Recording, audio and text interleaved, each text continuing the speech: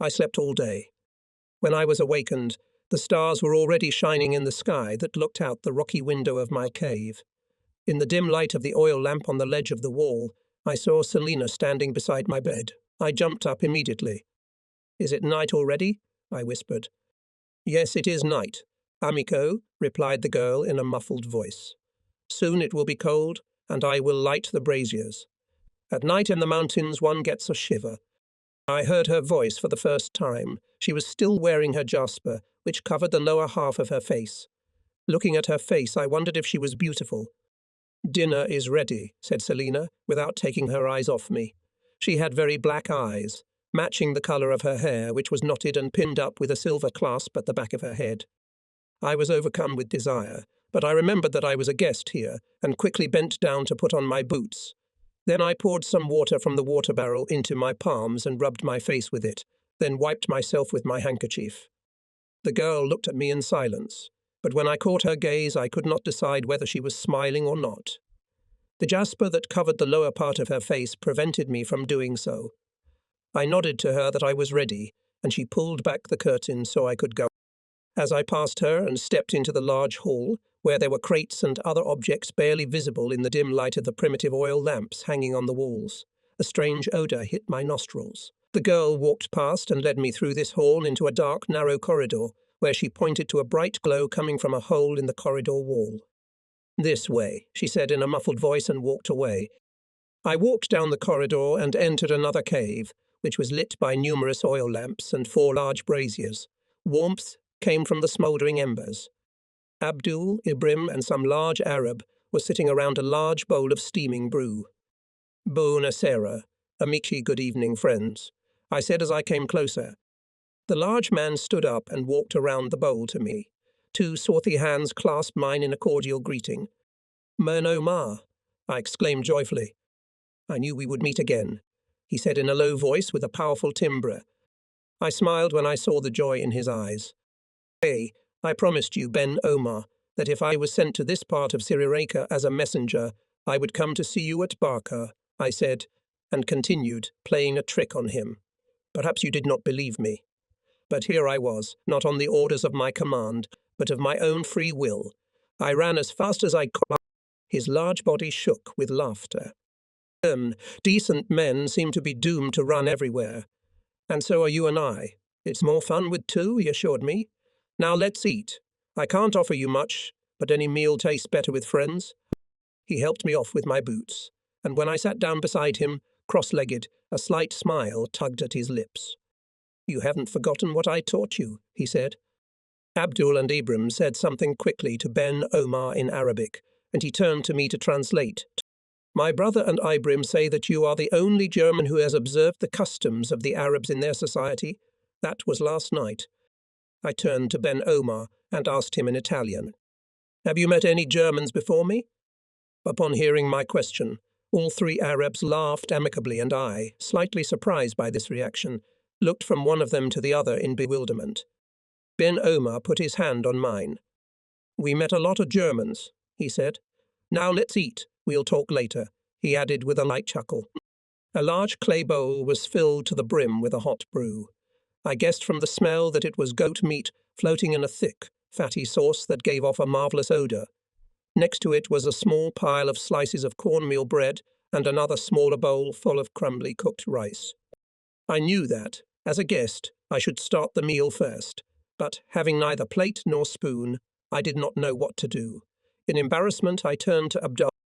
"Please, Abdul, start first. Show me what to do," since Ben Omar did not teach me how to eat in Arabic. The 3 Arabs laughed again, and Abdul said, "Look, stranger, perhaps you will have to live among our people for a long time, and you will like to eat in our way." His eyes sparkled with joy, and he reached into the bowl with his hands and took out a piece of meat. With his other hand he broke a slice of bread and placed the meat on it so that the sauce wouldn't drip on the floor, then sank his teeth into it. Ibram and Ben Omar, who had a cheerful expression on their faces, followed his example. Soon I was eating too, though the meat burned my fingers and the hot sauce ran down my hands. I devoured the goat meat with relish, making sure that the sauce did not drip onto the carpet of hides that covered the floor. Ibram was the first to scoop the rice. He dipped his fingers into it, pulled out a lump of rice, covered it with his other hand, and moulded it into a ball. Holding it with his fingers, he dipped this ball into the meat sauce and gently sent it into his mouth. Everyone was slurping, but it didn't bother me at all. After a while, I started slurping myself because it meant that everyone was enjoying the food. Soon I learned to make rice balls. As lunch came to an end, Selina came into the room and, placing a bowl of water beside me, disappeared. Ben Omar smiled slyly and pointed to the bowl, throwing a rice ball into his mouth full of dazzling white teeth. "Wash your hands, amico," he said. "We'll have more water here than in El Ghazal." While I was washing the grease off my hands, Selina entered the room. Silent as usual. After a few seconds, the bowls of food disappeared. When Selina reappeared, she brought in a silver coffee pot, surrounded by tiny cups, and the air was filled with the deliciously sharp aroma of coffee, which made all the dangers that awaited me in the desert seem distant and unimportant. Ibrim took out a Turkish hookah, and the smoking ceremony began unhurriedly. Ibrim cut the tobacco leaves and put them in a bowl that stood on top of a glass vessel of water. With bronze tongs, he took a coal from the brazier beside him and placed it on top of the tobacco. Then he took a thin rubber tube, which was connected at one end to the glass vessel and had an ivory mouthpiece at the other end, and drew in air. There was a gurgling sound in the pipe, and thin streams of smoke escaped from Ibrim's nostrils. As soon as the tobacco was lit, he removed the charcoal and held out the pipe with the mouthpiece to me. I shook my head and sighed. "No fumar, I don't smoke," to which Ibrim was very surprised. "You don't smoke?" He asked me again and looked at Ben Omar and Abdul, who laughed. I realized that Arabs love the pipe more than anything else, even more than guns. The mouthpiece began to change hands, and it was time for a serious conversation. Abdul leaned forward slightly, gazing intensely at, "You helped Ben Omar, friend, and you deserted your army. What's more, you nearly blew our hotel in Barkay off the face of the earth, killing one German policeman and wounding another with a grenade explosion." I sat up straight, amazed that he knew everything. "You mean to say that a grenade explosion killed a policeman?" He nodded. "While you were asleep, Ibrim went to Barca and found out everything."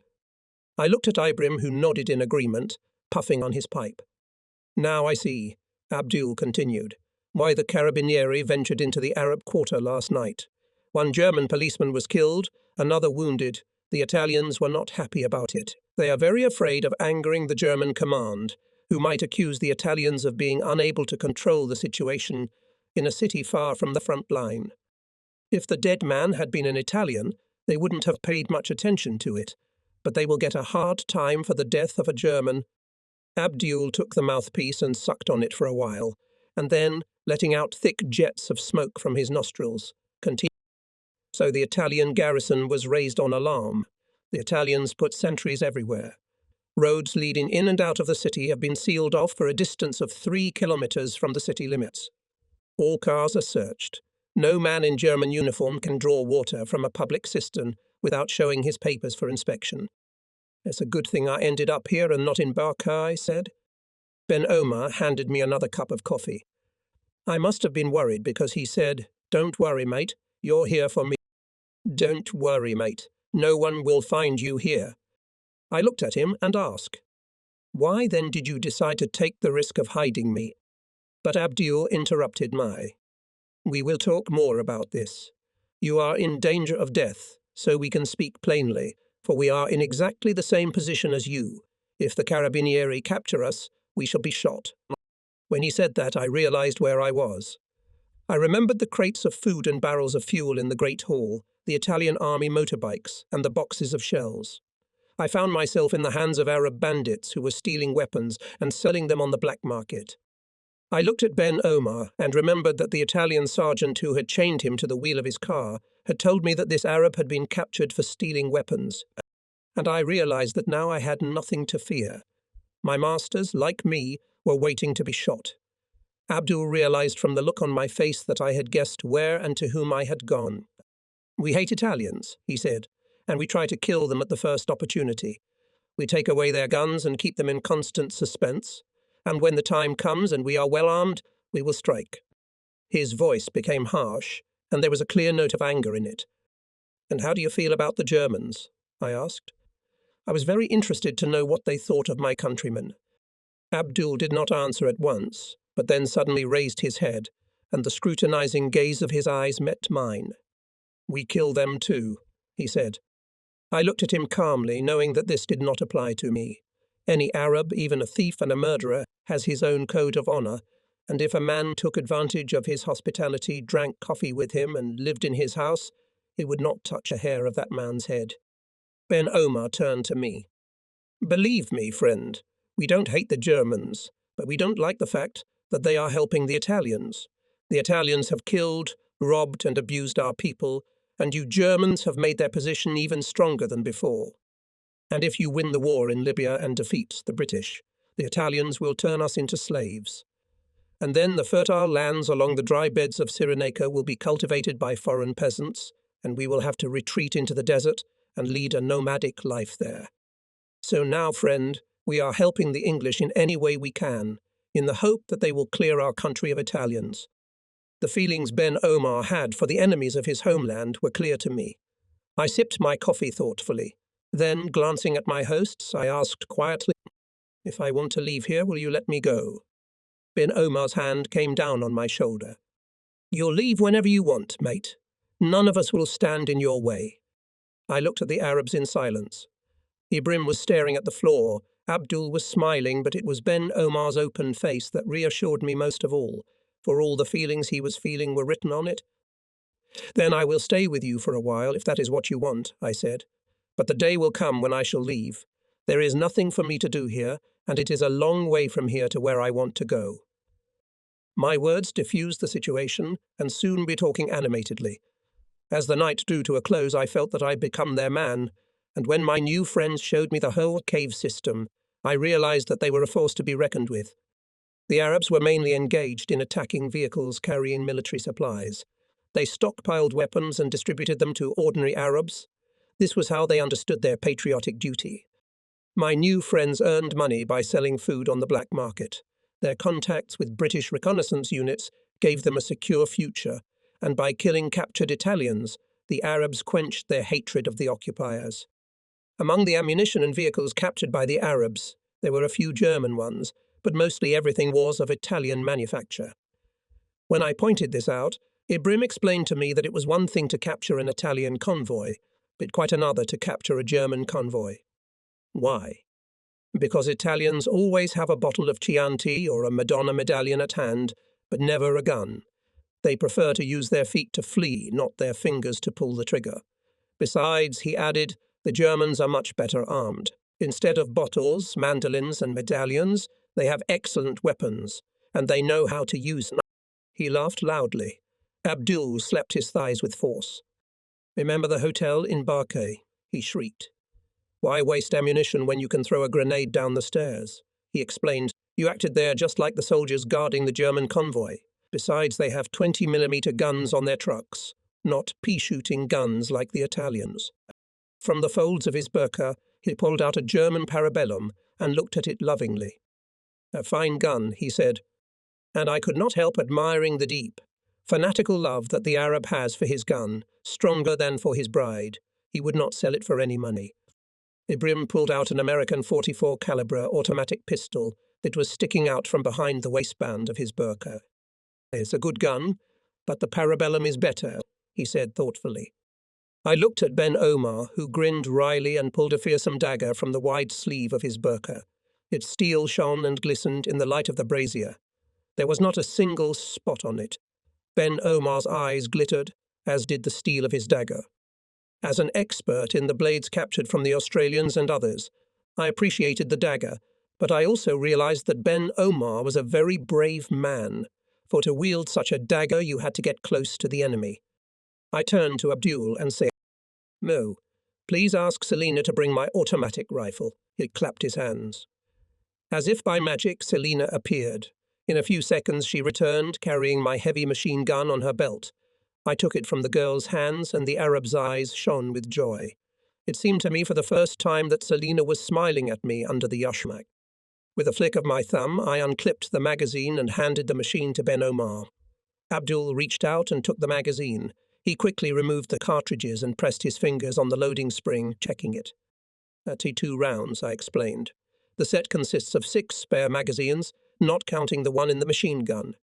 We have several Australian Owen assault rifles, Abdul said, but I can see that this one is better. I shook my head negatively. No, Abdul, the Owen is better than ours. It's not very accurate at long range, but it doesn't malfunction at the worst possible moment, I explained. But he shook his head doubtfully. So the author is flattering the Australians again. Owen's submachine gun, with its top-inserted magazine that obscures the view when firing, is clearly inferior to the German MP-38 and its modernised MP-40, one of the best submachine guns of the 20th century. Not a single war film can be made without the MP-40, which became one of the symbols of Germany at that time. Sometimes these machine guns are mistakenly called Schmeisser, but this was the name of the Stege 44 assault rifle of 1943-1944 designed by Hugo Schmeisser. The assault rifle changed hands several times, and I couldn't help but notice the admiring yet greedy gleam in the Arabs' eyes. Had I not been their guest, they would no doubt have killed me to get hold of that machine gun. We talked until midnight, when Abdul got up and said he wanted to go to bed. Ben Omar took me to my room. As I walked through the main hall, I felt the chill of the night. But when Ben Omar pulled back the curtain so that I could enter my room, we were enveloped by the warmth of the smouldering embers in the brazier. Selina had lit the fire beforehand. Had she not done so, the room would have been quite chilly, especially since cold air was coming in through the hole in the wall. The flickering oil lamp gave a faint light, and I asked Ben Omar if this light and the glow of the brazier could be seen from the desert. "No, friend," he replied. "The light is very dim. You can only see it from one side and from a very long distance, because the cave is quite high up," he explained, and then added with some strange significance. "We call this room the guest room, and we often have guests." I stood beside him at the edge of the precipice and looked out over the desert, the surface of which seemed pale and vague under the starry sky. We could see very far away, and the smallest rocks and hills stood out as dark shadows against the lighter sand. "You said guests?" "Ben Omar," I said. "I take it you meant Englishmen on the scouting patrols?" "Yes, mate. You see, what other guest can we receive here but Englishmen? Everyone else is an enemy." Ben Omar spat in disgust and turned and walked to the middle of the room. "What a happy coincidence," he muttered. "It is the will of Allah." "What do you mean by that, Ben Omar?" I asked, throwing off my boots and pulling my overalls over my head. "That I saw your picture on the poster outside the town hall," he replied. I glanced at him quickly. He calmly continued. "When I read what it said, I wanted to help you in gratitude for saving me by snatching me out of the hands of the Italian policeman. And here you are. I helped you and I paid you back, but this is not a mere coincidence. It is the will of Allah, and so be it," he finished. I was impressed by his sincerity, and I did not reply or contradict him. "We will talk about all this tomorrow, my friend," said Ben Omar, and extended his hand to me. "Until tomorrow, and good." I shook his outstretched hand, and the curtain fell behind him.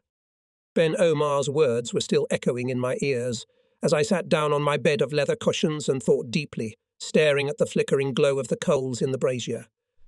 For the first time since Joseph's death, I felt at ease. I was no longer alone. I was surrounded by friends. I blew out the oil lamp and lay on my bed, watching the stars twinkle in the sky, and I fell asleep unnoticed. I woke up abruptly.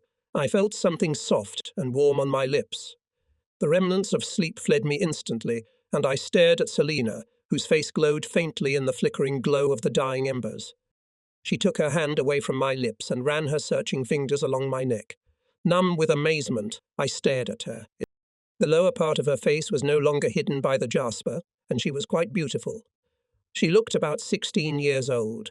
Her small, firm breasts protruded defiantly from beneath the thin fabric. There was desire and persistence in the kiss of this girl who had grown up in the desert.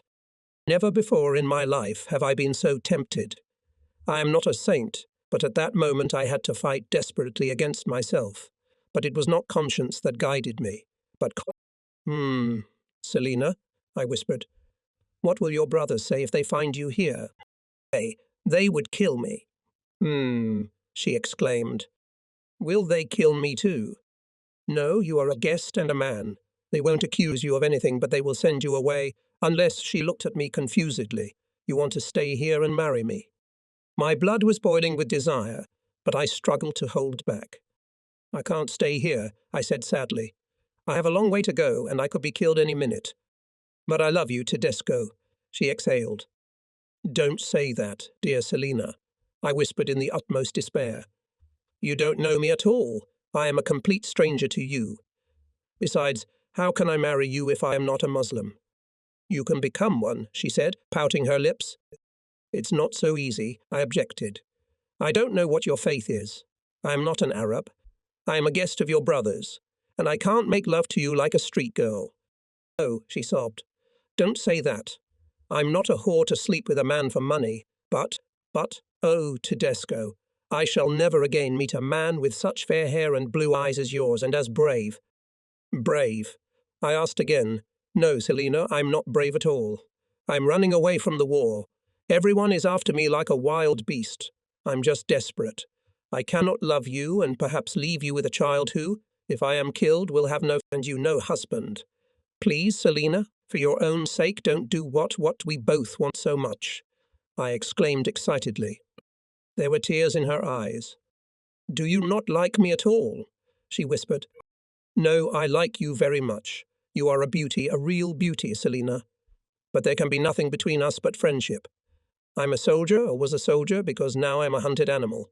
I can't protect you, I can't stay with you. Please, Selina, go away quietly. She pressed her tear-stained face to mine and kissed me passionately on the lips. And then, when I was almost out of control, she pulled away and whispered sad. Hey, I suppose you are right, honourable stranger.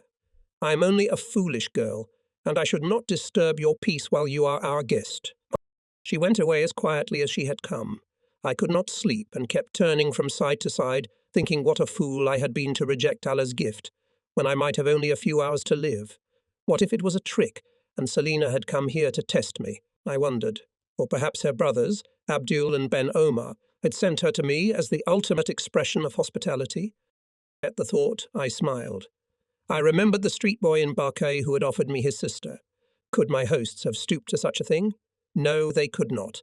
They were true patriots of their country who would never forgive someone who treated their woman without respect. Foolish or not, I had rejected a sincere offer of love, and the girl would probably hate me now for not giving in to her charms. But the most important thing for me now was to survive, and that depended on my quickness of mind and my ability to make the right decisions. Finally, I fell asleep. When my bedroom was illuminated by the sun's rays, Selina entered modestly. Her face was covered by a jasper. She said cold, Major, breakfast is ready, Honourable Signor, and my brothers are waiting for you. Then, with a reproachful glance at me, she disappeared behind the curtain that hung in the doorway. I spent nearly a fortnight in the mountain shelter of my Arab friends, hoping that the turmoil caused by my daring breakthrough would subside, for the German army had other, more important concerns besides catching the 2 missing deserters. I also hoped that with no clue as to Joseph's whereabouts after our departure from El Adama, and after I had trashed the hotel in Barkar, the military police, both German and Italian, would simply write us off as missing. At least the tension of the hunt had by this time eased, and it was probably safer for me to continue my journey to Benghazi to send my mother a letter and some belongings. I was bored sitting in that cave doing nothing, but rest and good food restored me to my fighting capacity. Selina often tried to seduce me when we happened to be alone, but I managed to resist her advances, feeling that I had enough problems without lovemaking. She was the only woman in this male society, which made her both more desirable to me and more valuable to the brothers and their gang, for while they were doing more serious work, she was the housekeeper in this gangster's den, lighting the lamps, keeping the fires burning, preparing the food and coffee. Though Italian propaganda called them Arab traitors to their country and religion, they were the truest patriots. They were traitors only to the Italian conquerors, whose authority they refused to recognize. I was amazed at the scope of their activities. Abdul was the apparent leader, or sheikh. Ben Omar and Ibrim were his assistants, but they had 50, perhaps more, men at their immediate disposal. If necessary, they could gather more among the nomadic tribes of the desert, as well as among the inhabitants of towns and villages. The Arabs usually came and went at night, so as not to be detected by Italian reconnaissance aircraft or soldiers from observation posts on the mountain tops. This secret cave was known to many, but Ben Omar convinced me that all these people were reliable. They would not give us away under any torture. I hoped that was true, and at the same time I knew very well that spies could get into the most secretive organizations, even governmental ones. There were usually a few armed men stationed near the cave as guards. They slept in their room or in a warehouse and cooked for themselves. They acted as sentries and took turns at the approach to the dry creek bed, watching the desert in case the enemy appeared. Twice during my stay in the cave Abdul, Ibrahim and Omar and their men raided Italian lorries on the road. The attacks were made at some distance from Barca, so that the enemy would not guess that the headquarters of the Company of Raiders Limited, as I called this organization of Arabs, was in Barca itself, and that their warehouse was in this cave. Often Abdul Ben Omar and Ibrahim Kai, sometimes Selina, would go on camelback to Barca, the Arab quarter, to obtain information about the movements of the Italian convoys and the disposition of the troops. I had no doubt whatsoever that these so-called traitors were in contact with British spies, and that the British intelligence services were giving them every assistance in preparing the Arab revolt against the Italians. Abdul told me that the commotion caused by my actions at the Hotel Barca had subsided after a few days, and that the road pickets put up by the Italian Carabinieri had been removed.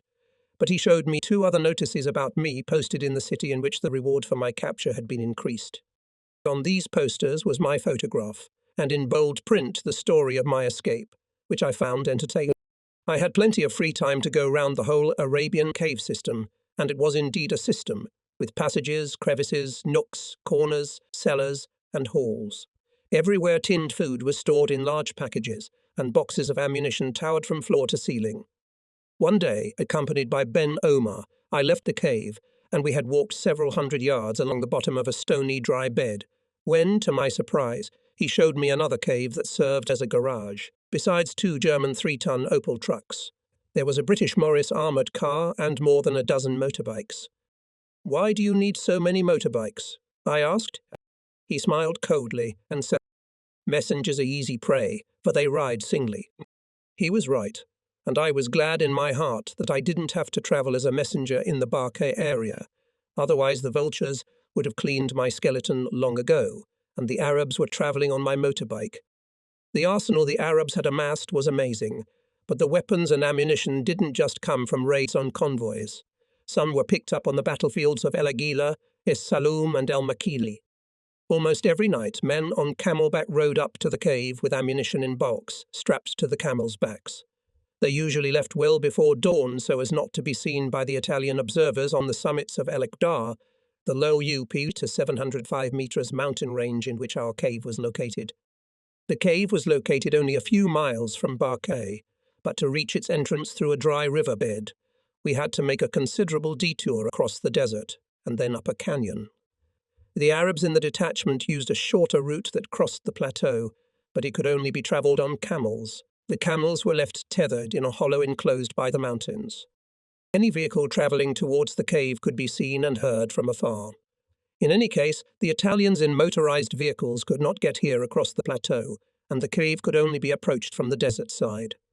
For nothing, I scrutinized the maps of the various parts of the desert that I had brought with me to headquarters when I fled. They covered the areas from Tripoli to the eastern Libyan border and on into Egypt to Mersa Matra.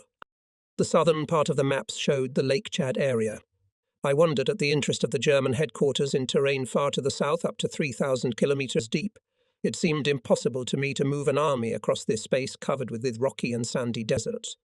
Most of the battles in Libya had been fought close to the coast, with the exception of skirmishes between combat sentries in the neighbourhood of El Jagbuba Jarabuba and the oasis of Siwa, which had been abandoned by the Italians after they had been kicked in the neck by the British here. As I was unpacking my gear, I came across a box containing a sextant. To my dismay, when I opened it, I saw that the sighting lens and the bubble tube that set the horizontal position of the instrument were broken.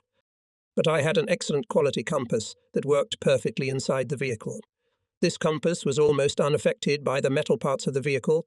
I showed the broken sextant to Abdul, Ben Omar, and Ibrahim, and asked them if they had ever come across such a device. They replied that they had not, and that they had no idea what it was.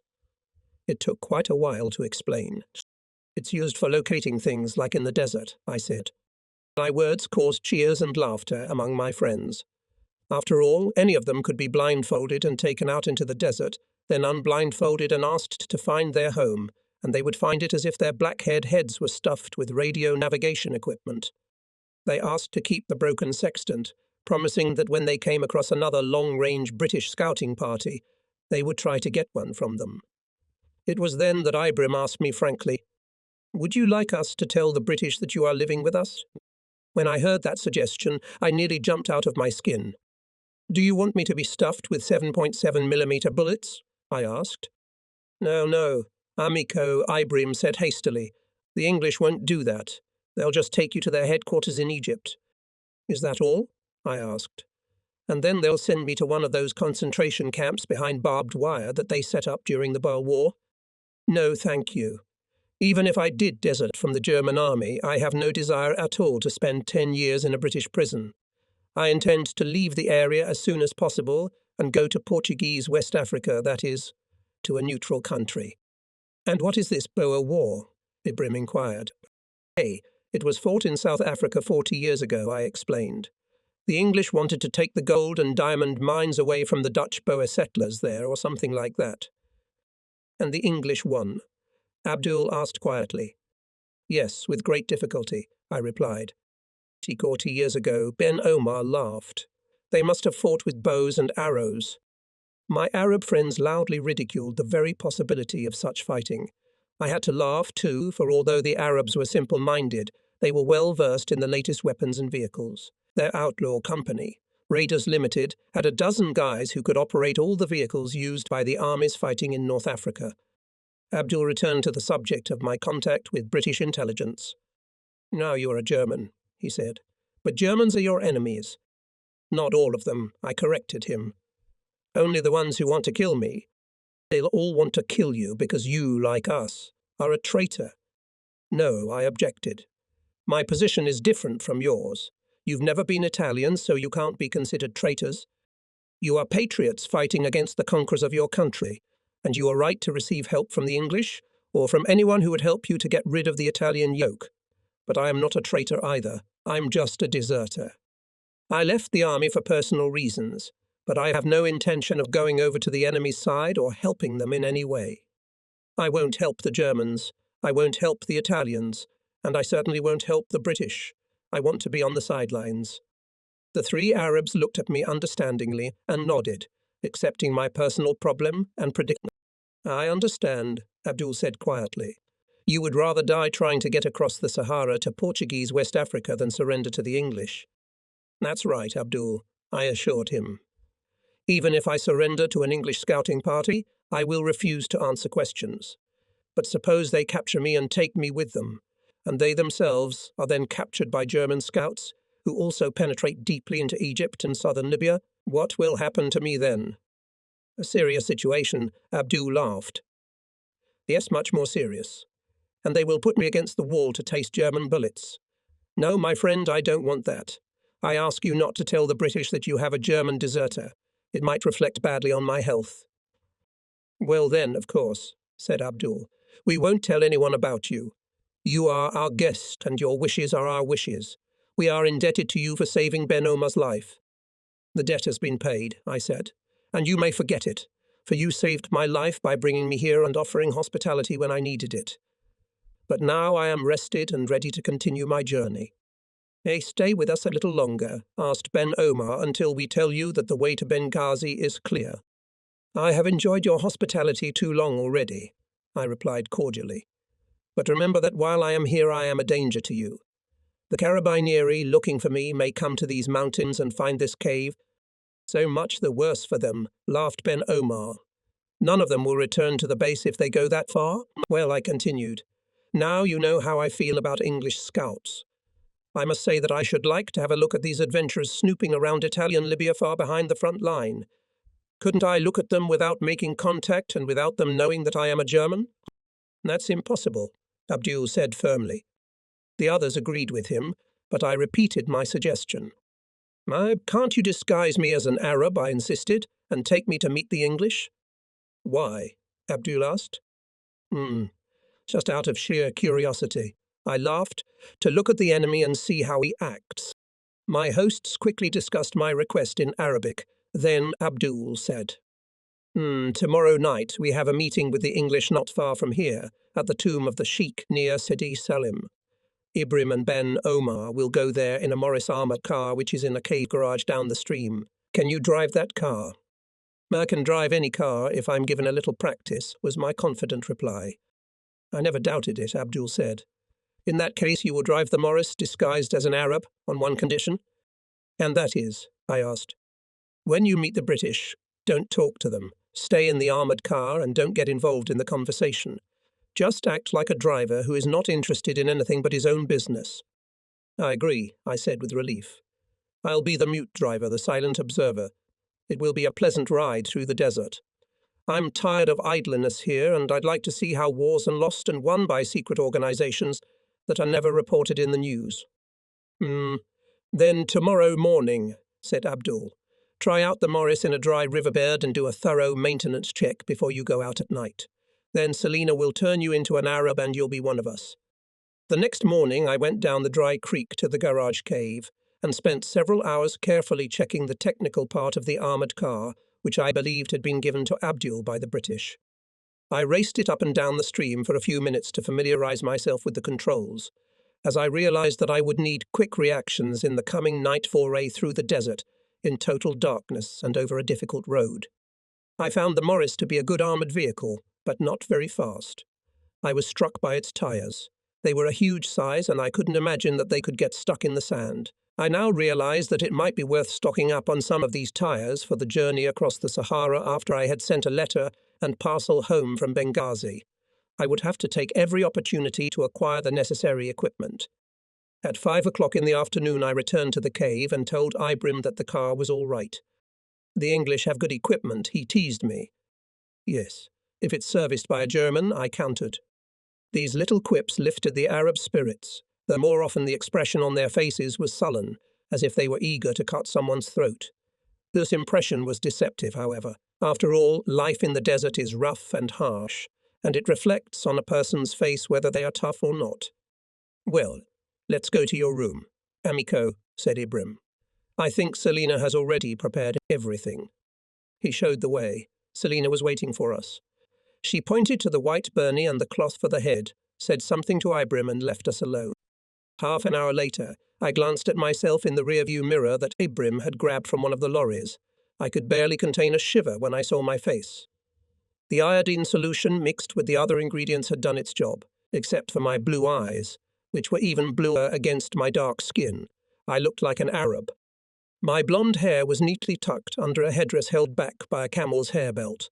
My hands and arms were stained with iodine up to the elbows, and my feet and legs in old rope sandals looked ugly. A birunus is a comfortable garment, and although Ibrim tied it too tightly round my neck, it was a nice change from shorts and a shirt. Ibrim had also tied me a white girdle and completed it with an intimidating-looking Arabian dagger. In skillful hands it was a thug's weapon, but not in mine. I completed the disguise by slipping the parabellum behind my belt, leaving only the Arabian-style grip on the outside.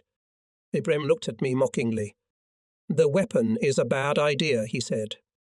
Why? I asked. Don't you take firearms with you? He laughed. Of course we do, he said, and winked. But you might want to shoot at the English. You threw grenades at your men in the hotel? He thought his remark very funny and laughed out loud. We left the room and walked to the place where we usually had lunch.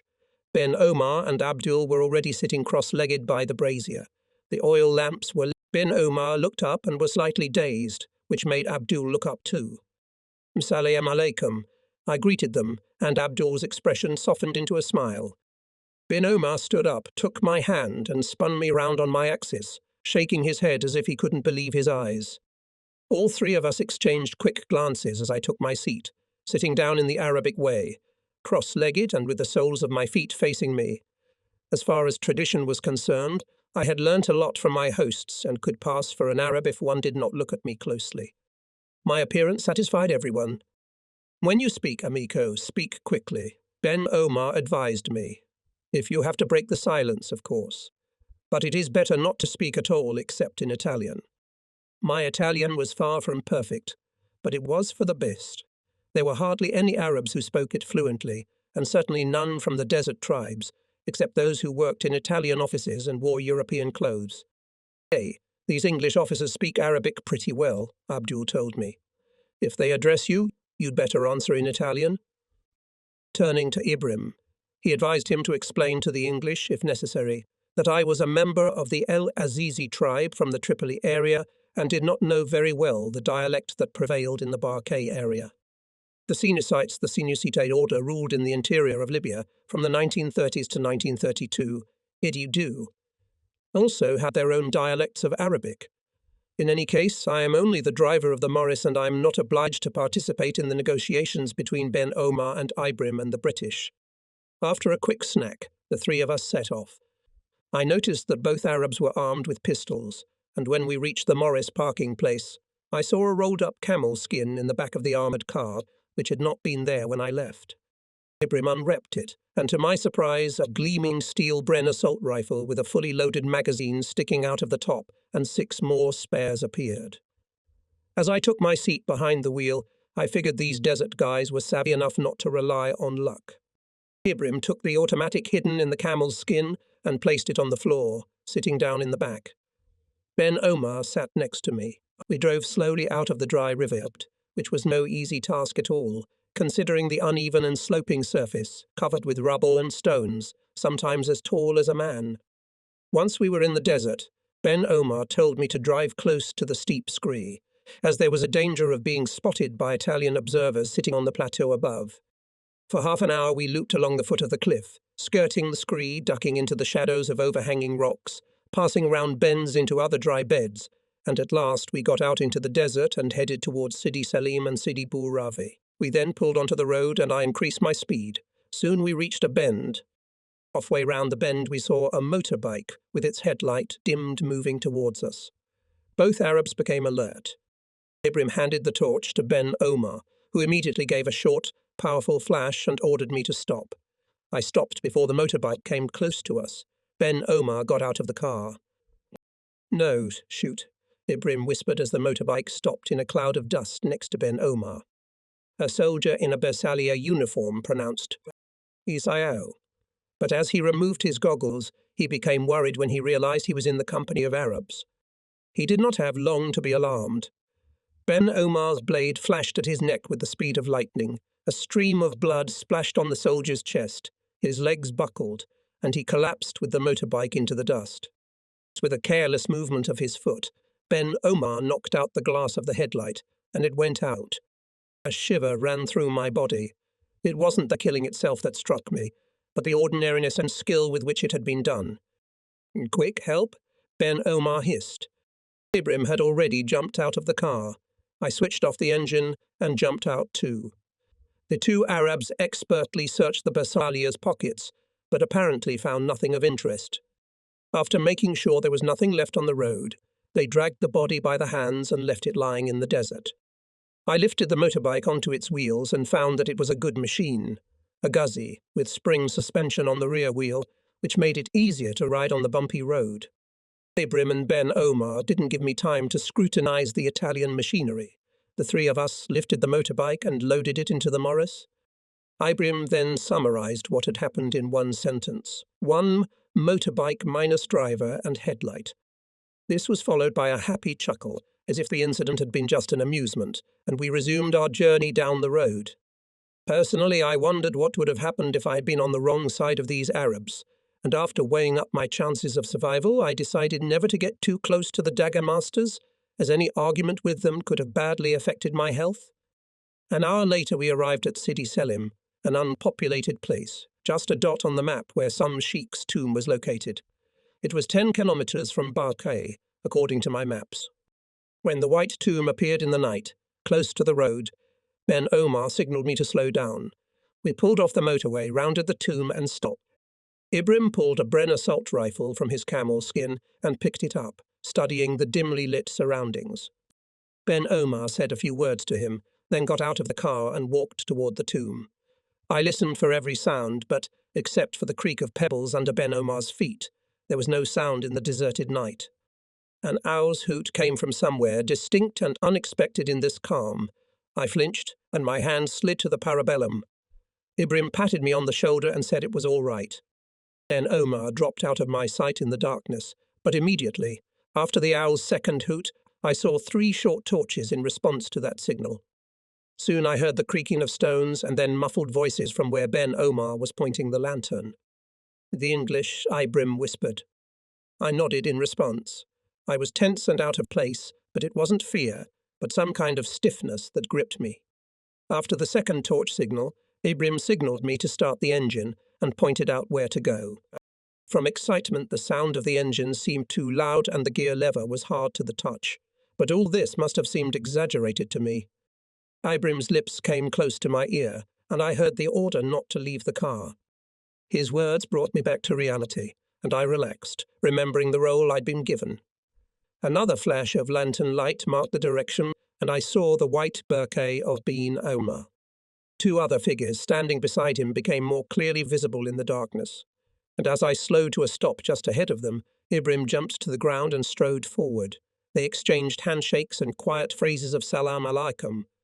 As I made no attempt to get out from behind the wheel, both Englishmen turned to me, and one raised his hand in greeting and cheerfully said salam alaikum, to which I immediately replied, as seemed quite natural to me.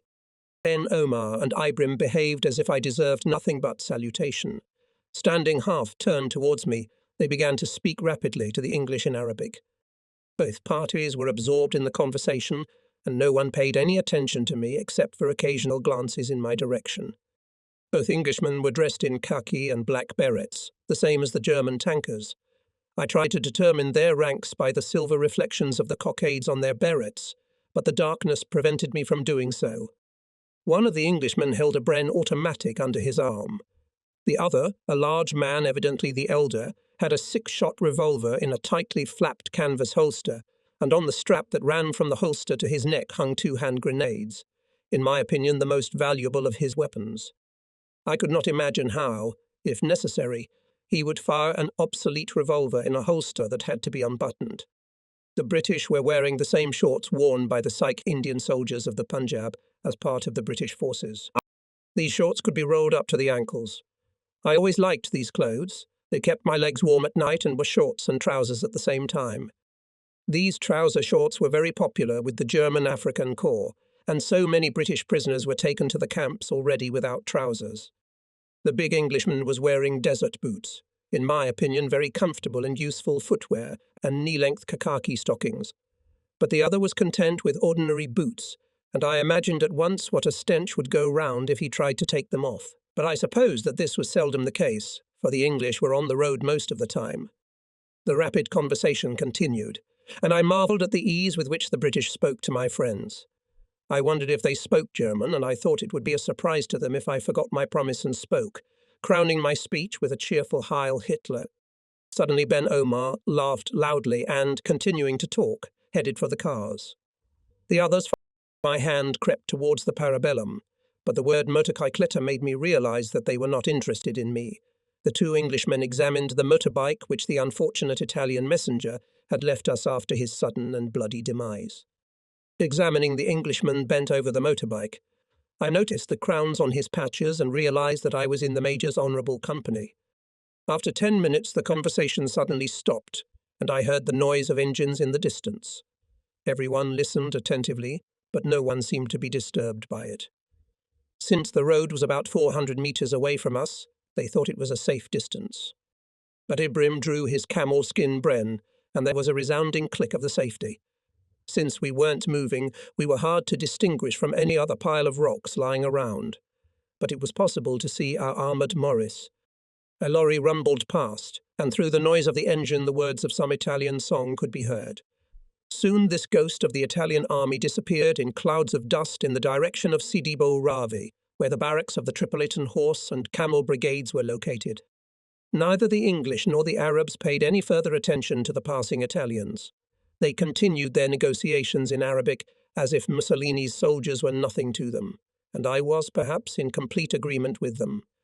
After half an hour the negotiations ended, and after solemn farewells and a carelessly tossed salam alaikum in my direction, The British left, disappearing into the night. The two Arabs stood listening, and when an owl's hooting was heard in the distance, they turned and climbed into the Morris. Ben Omar grinned discreetly. "Had you ever seen the English so close?" He asked. I said that I had not seen any during the war, except dead and prisoners, and that I was interested to see the men behaving as if nothing had happened on the most dangerous march. "Of course," I said. "I had met many Englishmen before the war when I was a sailor, but they spoke English, not Arabic." Then Omar signalled to start the engine, and we set off. We drove deep into the desert, where in the distance, black against the dark sky, we could barely make out the outline of the low mountains of El Ekdar. In 2 hours we were already travelling along our dry stream. I knew that I would soon leave this place and be left to myself again. Leaving the armoured vehicle in the garage cave, we started to eat the dinner Selina had prepared for us. Abdul was also waiting for our return. Ibrim and Ben Omar had reported to him on the negotiations, and he was pleased to see another motorbike in his already large fleet. We went to bed almost at dawn. When I woke up, the sun was already high. When I looked at my watch, I saw that it was almost noon, and I hastily jumped to my feet. Living with the Arabs, I'd lost my former vigilance. But I knew that my holiday in this secluded place was coming to an end, and I picked up my pistol, which was lying on the bed beside me. From now on it would be my best friend again. The next thing I noticed was the discoloured brown paint on my arms and legs. However, when I looked in the mirror, the reflection in it chased away all other thoughts. I wondered how to wash it all off now. I decided to ask Ibrim. After all, I can't go through life dressed up as an Arab. As I put on my shorts and shirt, I sensed that something unusual was going on in the main cave. As I entered, I saw a dozen Arabs squatting by the ammunition boxes. Some were stuffing cartridges into ammunition pouches. Others were packing machine gun belts. I was greeted with the customary salam alaikum and the smiles on the faces of the boys, who noticed the paint on my face, arms and legs, looked conspiratorial. Ibrim beckoned to me, and I followed him into the cave where coffee was served. He told me that there was a big raid on a convoy of Italian food trucks. "Do you mean a convoy of lorries or one lorry?"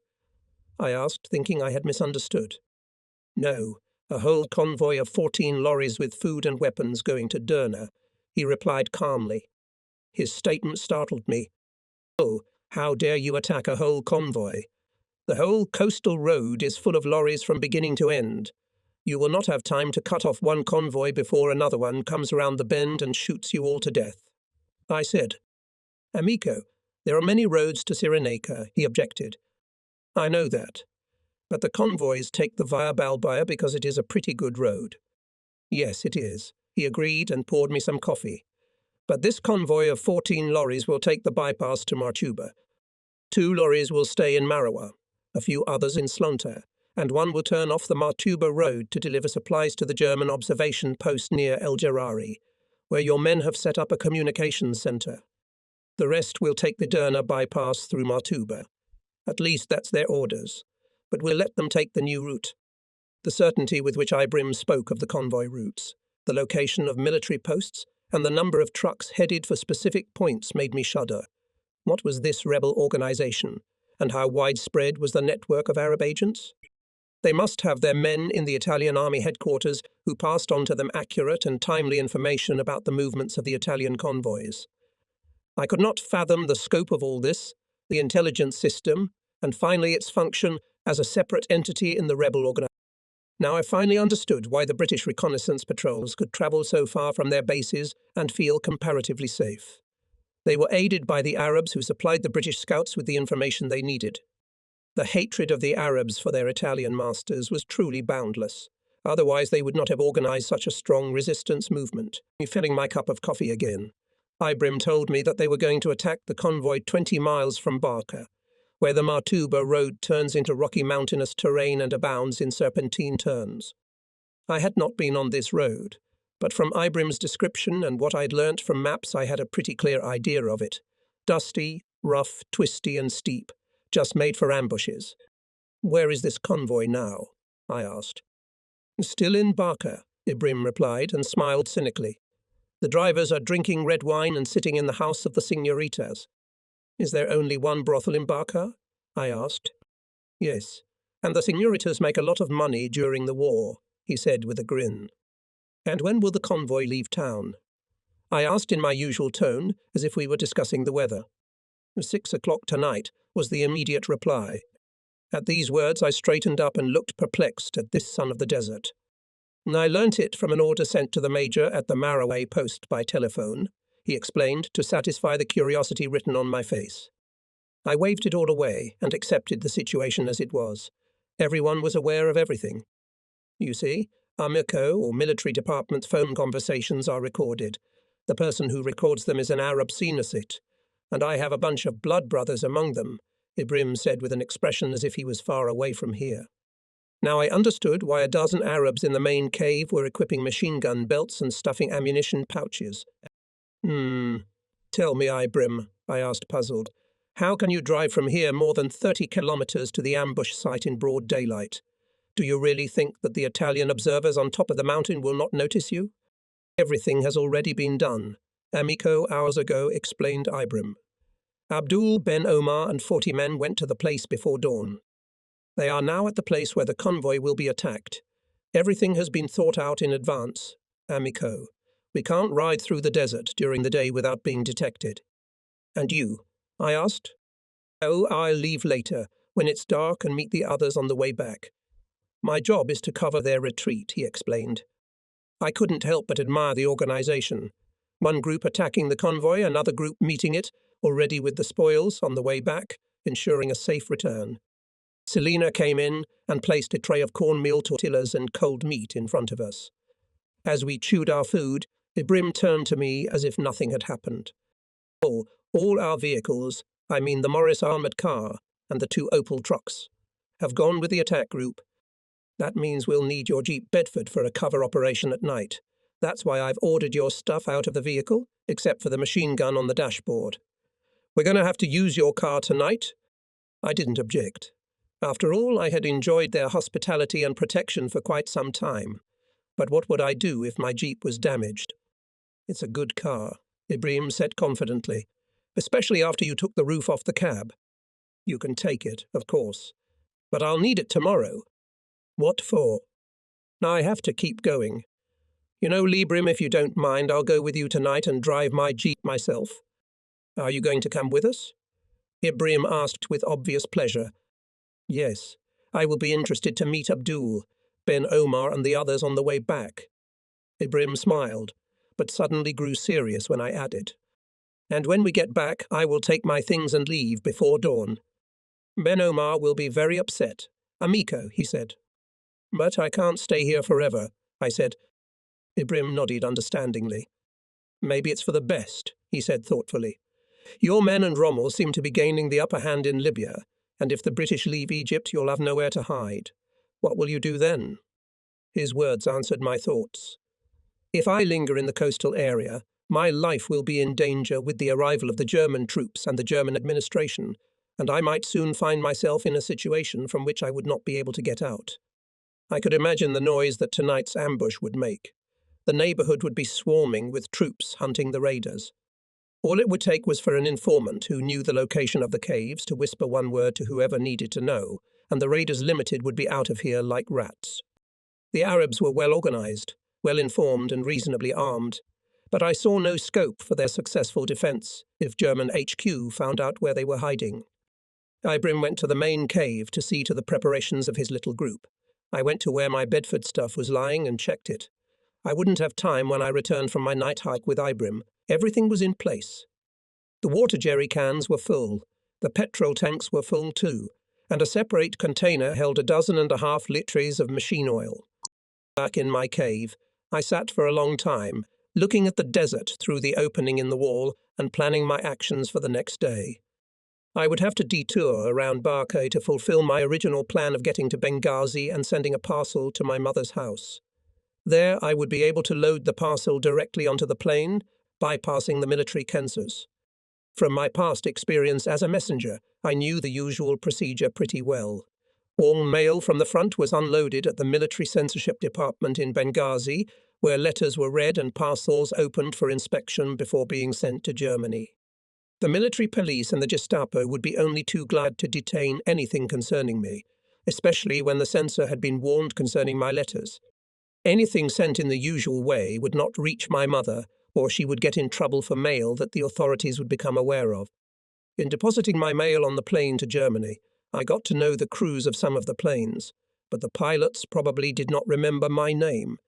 If any of them are familiar with the order for my arrest, they are unlikely to recognize me by sight. Despite the risk, I must send the parcel to Germany on a direct flight. Someone from the crew will take it with them and hand it in at the post office in my home country. There's no other chance. I can't even send my mother a postcard. And if anything happens to me, she will never know what made me desert. Selina entered the cave and sat down beside me. I realized that Ibrim had informed her of my departure that night, and there was nothing more to talk about. She was blind at what she was thinking right now. She just sat there looking at me. Was she thinking how things might have gone? Ibrim came in with a jug of olive oil. Smiling, he remarked that he had better give me back the appearance of a white man as I was leaving, and the iodine colouring on my face, hands and feet had better be removed. It took over an hour to wash my face, and the warm oil had to be changed twice before I finished washing my feet and hands.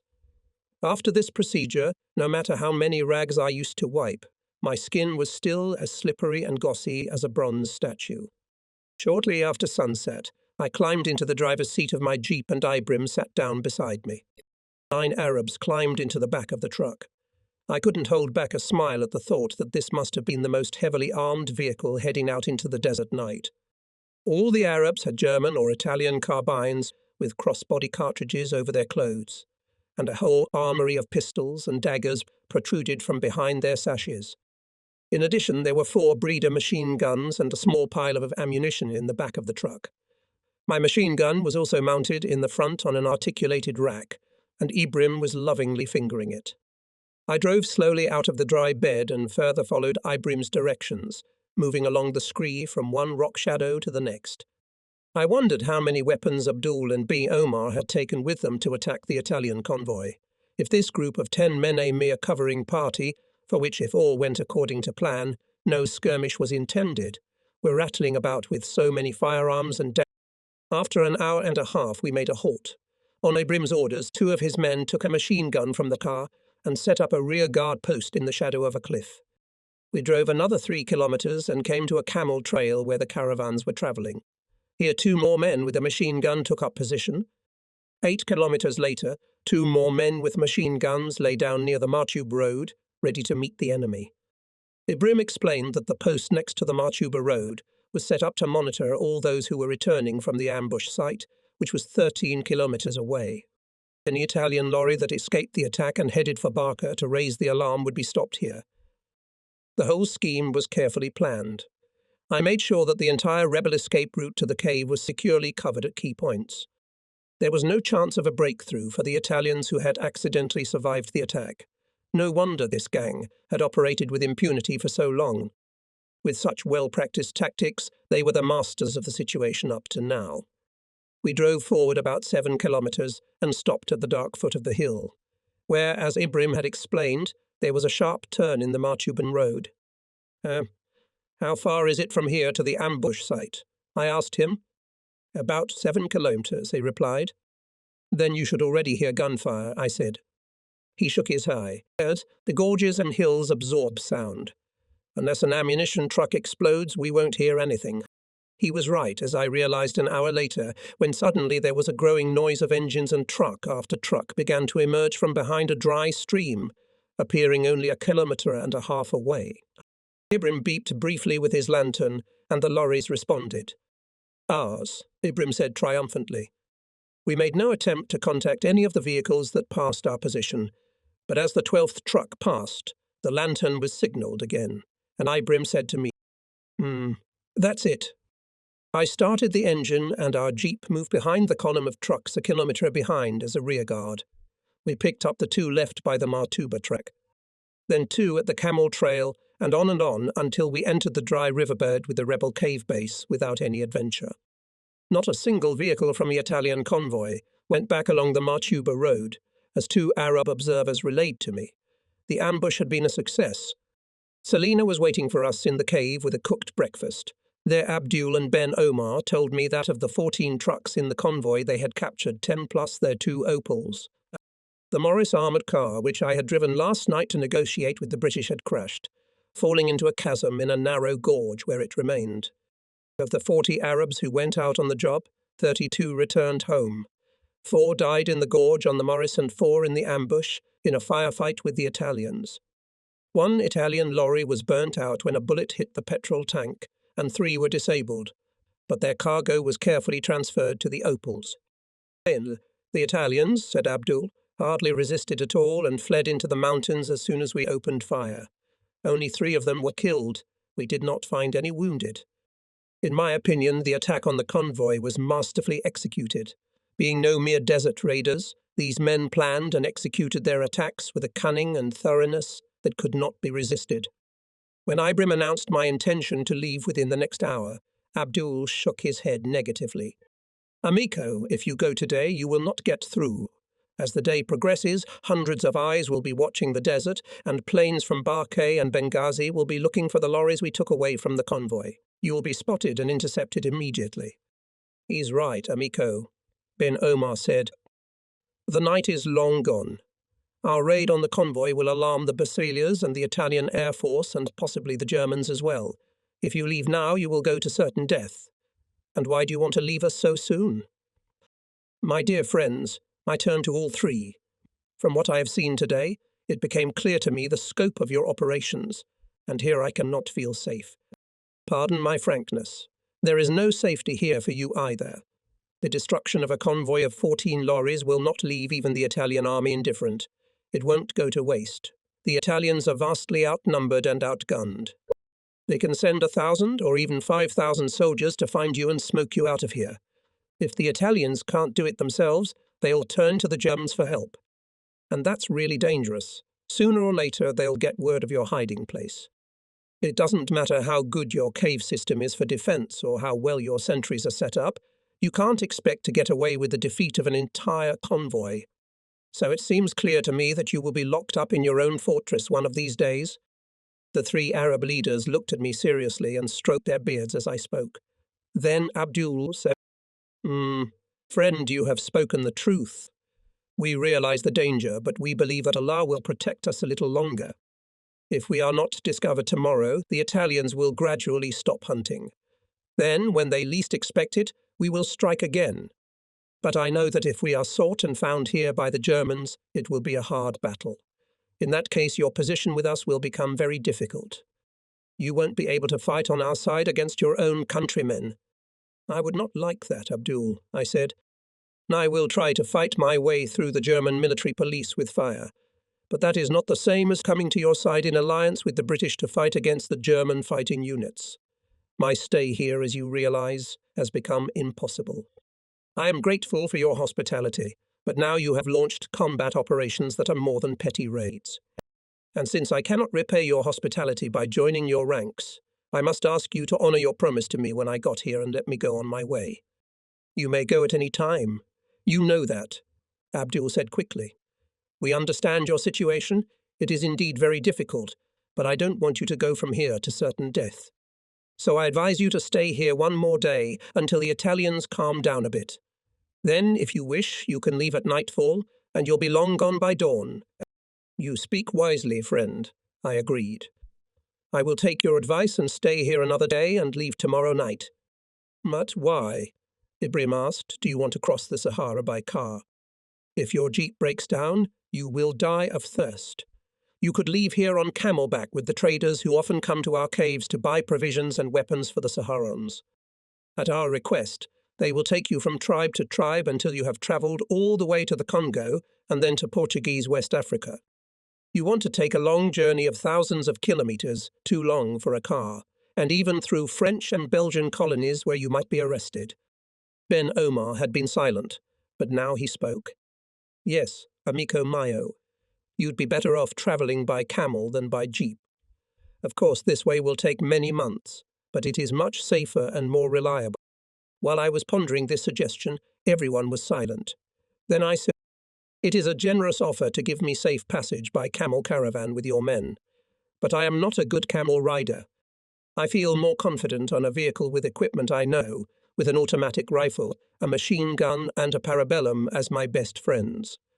My plan is to get to Benghazi first and send a letter in parcel to my mother so that she knows the reason for my desertion from the Wehrmacht. To do this, I have to go by car in my German uniform. I may be arrested, but I will have to take the risk. But if in Benghazi I cannot get what I need, big tires and plenty of water and petrol to cross the Sahara, then perhaps I will reappear in the Arab quarter of Barkay and ask you to attach me to some camel caravan. All right, Abdul said briefly. It's a deal. It is clear, I added, that I cannot accept the hospitality of the desert tribes without paying for it. They are strangers to me, but I will pay them well if they let me travel with them. I have enough money for that. Money is not everything, Abdul commented. Friendship is more important. That was the end of our conversation, and we went to bed. It was not long before dawn.